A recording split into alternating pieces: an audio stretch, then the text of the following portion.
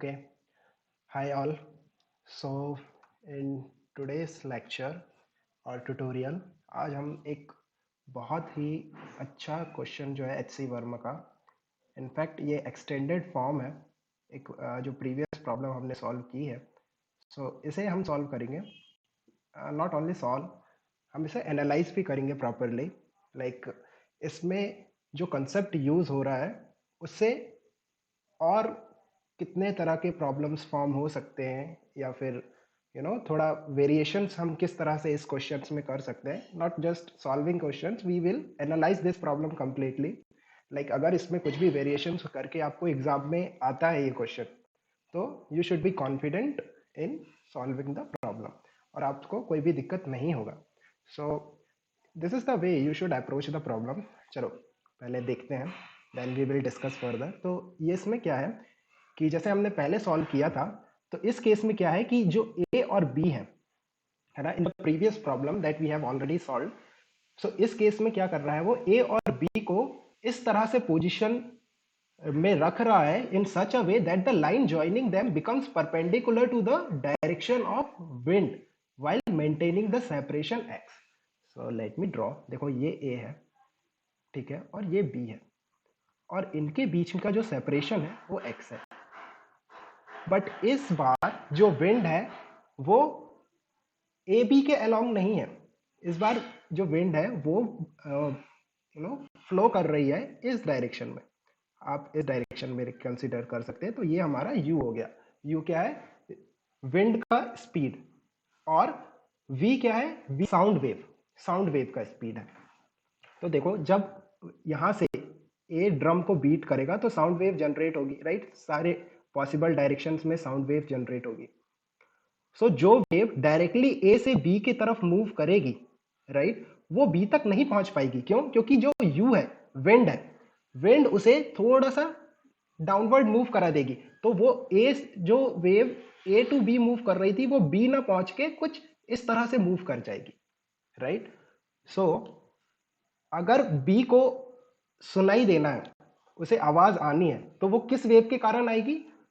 वो उस वेव के कारण नहीं आएगी जो ए डायरेक्टली बी की तरफ प्रोड्यूस कर रहा है।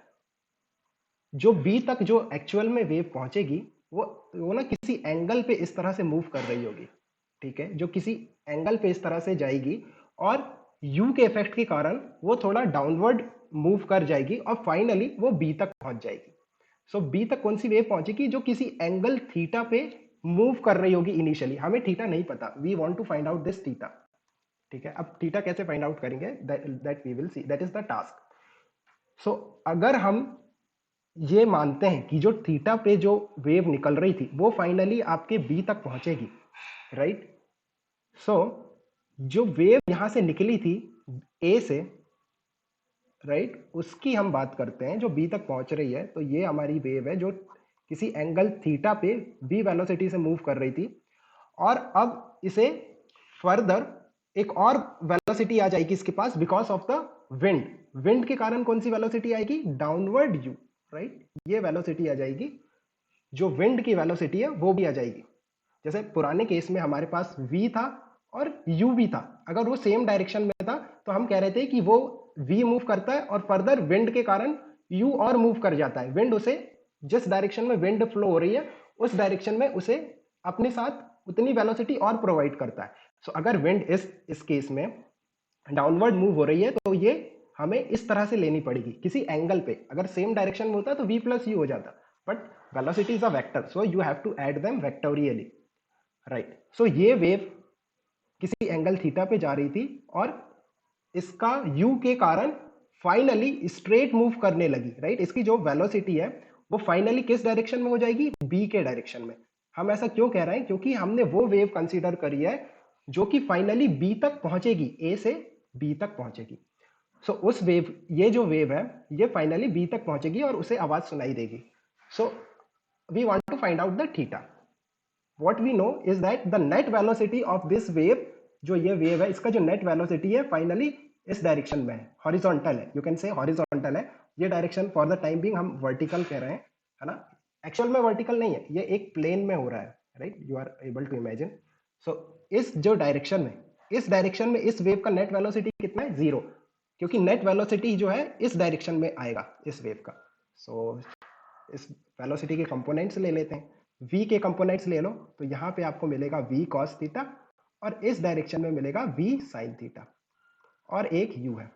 सो अभी आपको समझ आ गया होगा कि इस डायरेक्शन में क्योंकि कोई वेलोसिटी नहीं है तो we can equate these two term, right. So u sin theta is equal to u, sorry this is v, right. v sin theta का वैल्यू जो आ रहा है वो u के बराबर आ रहा है, तो यहां से आपका थीटा निकल गया, थीटा आ गया, sin थीटा आ गया, मतलब थीटा आ गया, theta is equal to sine inverse of u upon v।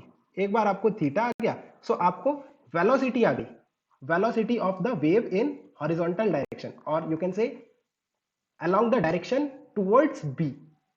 ये a है, b के तरफ जो वेलोसिटी का कंपोनेंट है वो आ गया। So now we can find out the time. Time क्या होगा, डिस्टेंस अपॉन दिस कंपोनेंट, जिस कंपोनेंट से वेलोसिटी b की तरफ मूव कर रही है, सो v cos थीटा।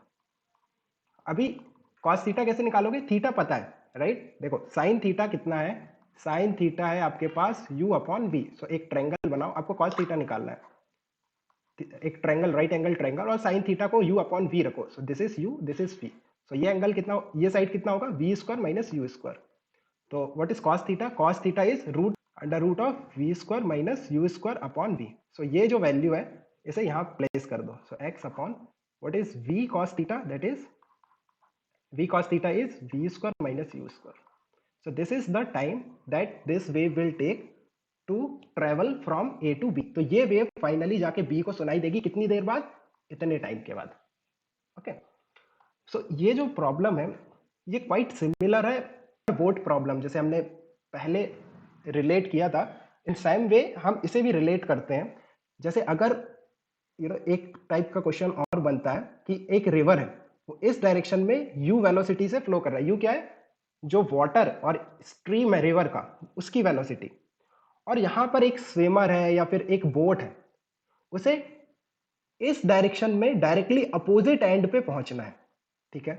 सो उसे कितने एंगल पे ट्रेवल करना चाहिए so that he can reach to the directly opposite point, right. ये जो पॉइंट है directly opposite point of the this bank, ये रिवर का जो बैंक है उसके डायरेक्टली अपोजिट पॉइंट। एक बात यू शुड नोटिस कि अगर वो डायरेक्टली इस तरफ मूव करता है v वेलोसिटी से, v क्या है, वेलोसिटी ऑफ द बोट और the swimmer in still water. Still water में वेलोसिटी है, हमने काफी बार एक्सप्लेन कर दिया है कि अगर वाटर मूव नहीं कर रहा है तो जितनी स्पीड से बोट या स्विमर मूव कर सकता है in still water, that is v।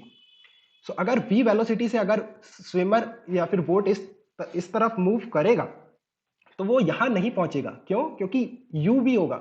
So u के कारण जैसे वो v इतना डिस्टेंस यहां मूव किया तो वाटर उसे फर्दर इस डायरेक्शन में ले जाएगा और वो यहां पहुंचेगा, और वो फाइनली कुछ इस डायरेक्शन इस डायरेक्शन में मूव करता हुआ यहां पहुंचेगा, right, not here.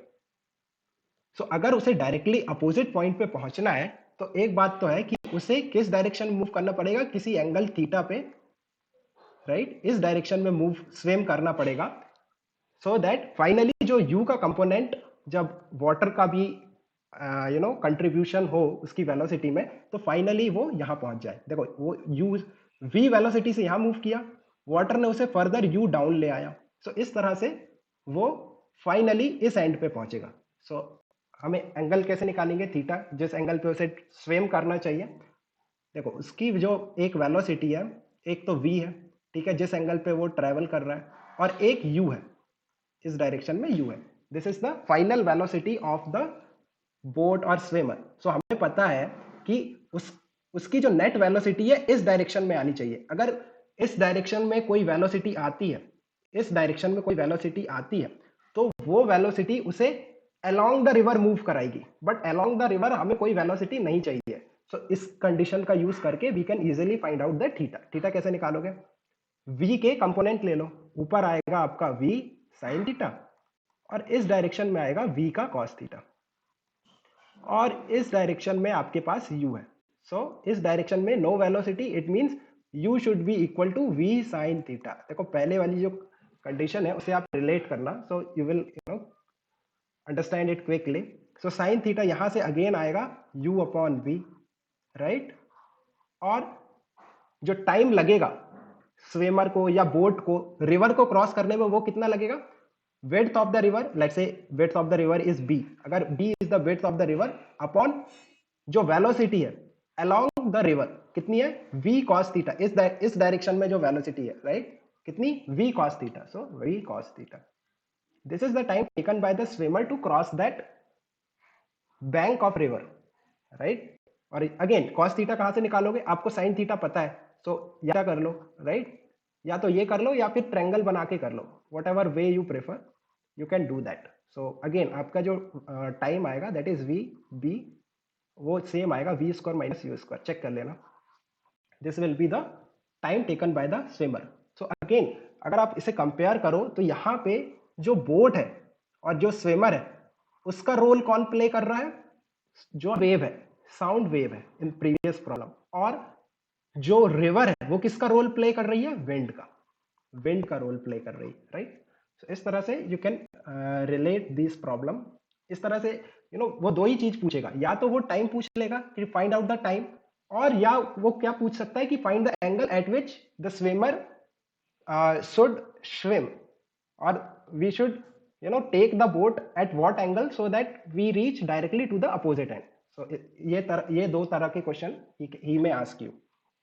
Okay, so again हम एक कंसेप्ट और डिस्कस करते हैं कि अगर हमें इस केस में स्पीड ऑफ लाइट को भी कंसीडर करना होता तो कितना लैग आता, देखो तब कैसे करते हैं।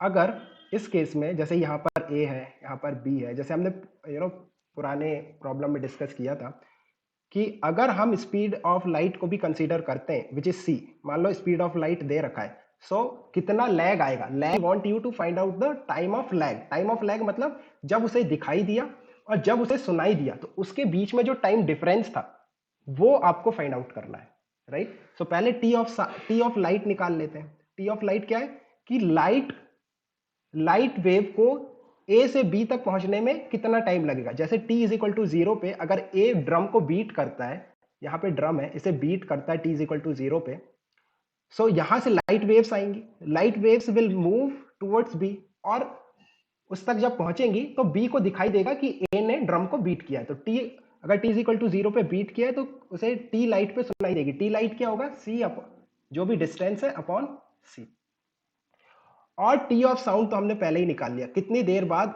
साउंड वेव यहां से बी तक पहुंचेंगी राइट, वो हमने निकाला है x upon b square minus you square का रूट। सो टी लैग क्या होगा, टी जो लैग होगा दैट इज जब सुनाई दिया माइनस जब दिखाई दिया, क्योंकि सुनाई बाद में देगा दिखाई पहले देगा, so T of sound minus T of light, so that will come out to be X upon under root of we square minus you square, जैसे हमने पहले किया था, सेम कॉपी पेस्ट है कंसेप्ट एज इट इज है। So this will be your time of lag. अब एक question आपके दिमाग में आ सकता है कि हम सी में यू का इफेक्ट क्यों नहीं कंसीडर कर रहे हैं। अब यू नो यू में आस्क कि जब सी है उसे आप डायरेक्टली लाइट वेव को सीधा यहां से यहां ट्रेवल करा दे रहे हो, अब विंड भी है तो विंड के कारण जो लाइट वेव है वो भी डिफ्लेक्ट होगी राइट, तो आपको किसी एंगल पे कंसीडर करना चाहिए। सी अगर आप सी में कोई भी यू या वी का फैक्टर लेते हो तो उसमें कोई इफेक्ट नहीं पड़ेगा, क्यों, क्योंकि C is always greater than U right. अगर आप मान लो इस तरह से लेते हो कि आप सी इस तरह से मूव कर रहे हो और यू का फैक्टर लेना चाहते हो, तो जो आपका एंगल आएगा थीटा ये बहुत स्मॉल आएगा, सो इतना स्मॉल कि आप इसे नेग्लेक्ट कर सकते हो, theta will almost tend to 0 degree. इसलिए जब भी आप सी हो ना, सी प्लस माइनस यू, इस तरह के यू और वी इस तरह की चीजों को जनरली अवॉइड करते हो, क्योंकि वो सी के कंपैरिजन में बहुत छोटी होती है, तो सी का इफेक्ट आप नहीं करो, you know you don't have to consider the effect of U that is the speed of wind while considering the speed of light की स्पीड बहुत ज्यादा होती है, so that is the one thing.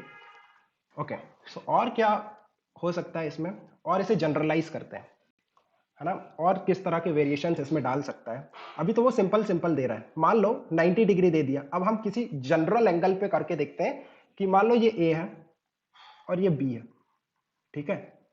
अब यहां से ए ने ड्रम को बीट किया, बट इस टाइम पे इस बार आपकी जो वेलोसिटी है, वेलोसिटी ऑफ विंड, वो ना तो 90 डिग्री है ना तो ए बी के अलॉन्ग है, वो लेट्स से किसी एंगल पे, किसी भी एंगल पे, चलो कोई भी एंगल ले लेते हैं, ये थीटा एंगल पे यू वेलोसिटी से फ्लो कर रही है। अब हमें बताना है कि टाइम कितना लगेगा, what we want to find out is the time, कि उसको ए बी को कितनी देर बाद आवाज सुनाई देगी। तो इस बार कैसे करेंगे, रिमेंबर ये यू दिया होगा और ये थीटा भी दिया होगा।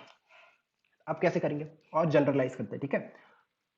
सो देखो, जो भी, एक बात तो है, क्लियर है कि जो भी वेव ए से, साउंड वेव ए से डायरेक्टली बी की तरफ मूव कर रही होगी, वो बी तक नहीं पहुंच पाएगी। क्यों? क्योंकि ये जो स्पीड ऑफ विंड है वो उसको थोड़ा सा टिल्ट करके डाउनवर्ड ले जाएगी और वो कुछ इस तरह से नीचे निकल जाएगी। सो कौन सी वेव पहुंचेगी, जो कुछ एंगल पे यहां से निकल रही होगी और फाइनली वो यू के साथ कंबाइन होगी, यू का इफेक्ट आएगा, यू का इफेक्ट उसको इस डायरेक्शन में थोड़ा सा टिल्ट करेगा और नेट वेलोसिटी उसकी बी की तरफ आ जाएगी और वो फाइनली बी तक पहुंच जाएगी। तो पहले तो हमें वो एंगल निकालना पड़ेगा, चलो पहले एंगल निकालते हैं। ये ए है, यहां से कोई साउंड वेव अपनी वेलोसिटी v से, v is the speed of the sound wave in still air, किसी एंगल पे मूव कर रही थी। अब एक वेलोसिटी इसको और मिल जाएगी because of the wind, wind के कारण। तो ओके, देखो ये भी थीटा, ये भी थीटा, सो ये थीटा थीटा सेम नहीं, क्योंकि अल्फा ले लेते हैं, अल्फा एक वेरिएबल है, हमें नहीं पता, right, alpha is a variable, theta एक नोन क्वांटिटी है। थीटा हमें पता होगा, उसने दिया होगा कि विंड कितने डायरेक्शन, कितने एंगल पे फ्लो कर रही है ए बी से। सो हम वो अल्फा फाइंड करना चाहते हैं कि जिस पे अगर वेव जाती है तो वो फाइनली उसकी जो वेलोसिटी है टुवर्ड्स बी हो जाती है, मतलब अगर हम कहें अलोंग ए बी फाइनली वो मूव करने लगती है, उसकी जो नेट वेलोसिटी है अलोंग ए बी आ जाती है। तो उसके पहले हम केस बनाते हैं, उसकी जो वेलोसिटी होगी, एक तो साउंड की वेलोसिटी होगी और एक वेलोसिटी होगी विंड के कारण, दो वेलोसिटी होंगी उसके पास, u at an angle of theta. अब हमें पता है क्या, कि उसकी जो net velocity in this direction है वो जीरो है, क्योंकि उसको फाइनली बी तक पहुंचना है, इसका मतलब जो नेट वेलोसिटी उसकी फाइनली इस डायरेक्शन में ए बी की तरफ होनी चाहिए। तो वेलोसिटी के कंपोनेंट ले लेते हैं, v के कंपोनेंट करोगे तो v cos अल्फा और यहां पर आएगा v sin अल्फा, राइट। और सिमिलरली u के कंपोनेंट कर लो तो यहां पे आएगा u, this is v, right, u का cos थीटा और यहां पर आएगा u का sin थीटा, ठीक है। सो ये यहां इस डायरेक्शन में नेट वेलोसिटी कितनी है, जीरो, वर्टिकल डायरेक्शन कह लो अभी फॉर द टाइम बीइंग, ठीक है। सो ये जो डायरेक्शन है y डायरेक्शन, इसमें नेट वेलोसिटी जीरो है, इसका मतलब u sin, sorry this is v sin alpha that is equal to u sin theta. So यहां से आपको अल्फा निकल जाएगा, साइन अल्फा आ गया मतलब अल्फा आ गया, राइट। तो वो कितना आ रहा है, u sin theta upon v। सो मेरे यहां पे क्या निकाल लिया मैंने, अल्फा, मतलब इतने एंगल पे जो वेव जा रही थी साउंड वेव, वो फाइनली u के साथ कंबाइन होके उसकी जो नेट वेलोसिटी है अलोंग ए बी आ गई, और नेट वेलोसिटी कितनी आई अलोंग इस डायरेक्शन में, दैट इज v का cos अल्फा प्लस u का cos थीटा। इस वेलोसिटी से वो b के तरफ मूव करेगा, जो भी साउंड वेव है वो फाइनली b की तरफ मूव करेगा विथ दिस वेलोसिटी। और यहां पे अल्फा क्या होगा, alpha, alpha we have already find out, ठीक है। सो टाइम निकाल लेते हैं, टाइम क्या होगा, टाइम कितना लगेगा, x upon this velocity, right, जिस वेलोसिटी से वो b को अप्रोच कर रहा है, so that is v cos alpha plus u cos theta. अब साइन अल्फा है, हमें क्या चाहिए, cos अल्फा, तो अगेन ट्रायंगल बना लेते हैं, तो एक राइट एंगल ट्रायंगल बनाते हैं और ये एंगल अल्फा रखते हैं, और साइन अल्फा की वैल्यू हमें पता है, that is u sine theta, remember theta आपको देगा क्वेश्चन में, अपॉन v। सो ये वाली साइड कितनी होगी, v square minus u square sine square theta, isn't it? So cos alpha you can find out, right? Cos of alpha कितना होगा, under root of v square minus u square sine square theta divided by v। आपको तो v cos theta चाहिए ना, तो v cos theta का value आप directly यहां से लिख सकते हो, v cos theta is equal to root of we square minus you square sine square theta. So time कितना लग रहा है साउंड वेव को ए टू बी मूव करने में, that is x divided by under root of we square minus you square sine square theta plus u cos theta. This is the time taken by the sound wave to reach from A to B when the wind is blowing at any angle. इस बार हमने generalise कर दिया, जैसे अगर आप इससे सारे cases निकाल सकते हो। जैसे पुराने केस में अगर आप बात करो, देखो ये ए था, ये बी था, हमने ये कंसीडर किया है कि इस बार जो विंड है वो इस डायरेक्शन में है, राइट, यू वेलोसिटी से किसी थीटा में। सो अगर आप इस क्वेश्चन को सॉल्व करना चाहो, जो हमने पहले सॉल्व किया, तो वहां पे theta is equal to 90 put कर दो। जैसे ही theta is equal to 90 put करोगे तो टाइम कितना निकल के आएगा, X sine square 90, sine 90 1, so root of we square minus you square, और ये u इंटू कॉस 90 ये जीरो हो जाएगा, राइट, u कॉस 90। तो यही टाइम आया था, आप चेक करके देख सकते हो। और स्पेशल केस चेक करें तो theta is equal to 0 degree, 0 degree put करके देखो टाइम कितना आता है, time is equal to X under root of sine 0 so V square आएगा, right, V square plus U, what is cos 0 1, so that is 1। Check करो कितना आ रहा है, x upon V plus U, right. This was the case when theta is equal to 0, और ये हमने directly लिख दिया था उस टाइम पे, अगर आपको याद हो तो।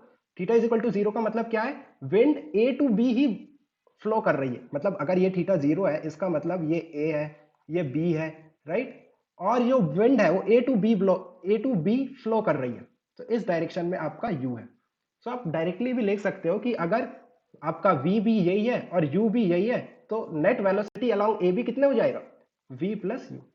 ये क्वेश्चन हमने फर्स्ट केस में सॉल्व किया था, इसके फर्स्ट पार्ट में। ओके, अब एक और केस बचता है, that is theta is equal to, एक और केस डिस्कस करते हैं, theta is equal to 180 degree. उसमें क्या आना चाहिए, सो देखो थीटा जब 180 होगा, जब थीटा 180 होगा तो जो साइन 180 है ये तो जीरो हो जाएगा, तो नीचे क्या आएगा v, और plus v into cos 180, cos 180 minus 1, so v minus U. Okay, so आएगा कितना, time is equal to X into V minus U. और अगेन आपको पता है ये ए है, ये बी है, और ये थीटा के 180 डिग्री होने का मतलब है कि ये जो विंड है वो कहां से कहां फ्लो कर रही है, बी टू ए अपोजिट। सो हमें पता है कि ये v है और ये u है, तो net velocity along A B कितनी आएगी, v माइनस यू।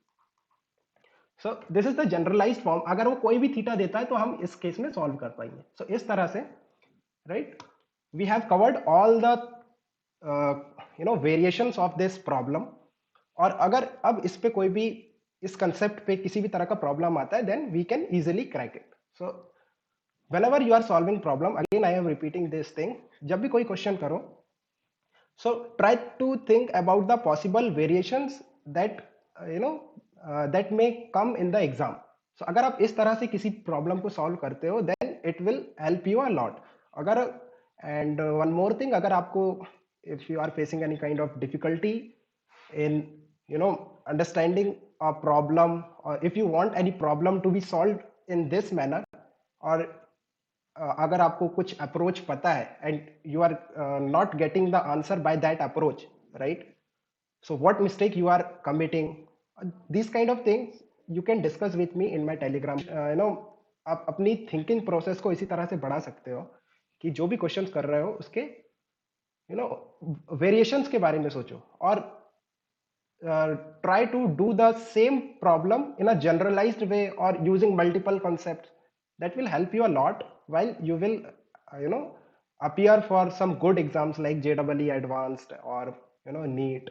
So इस तरह से आपकी thinking process भी develop होगी. Okay guys, so I think video बहुत लंबा हो गया, so let me end it here.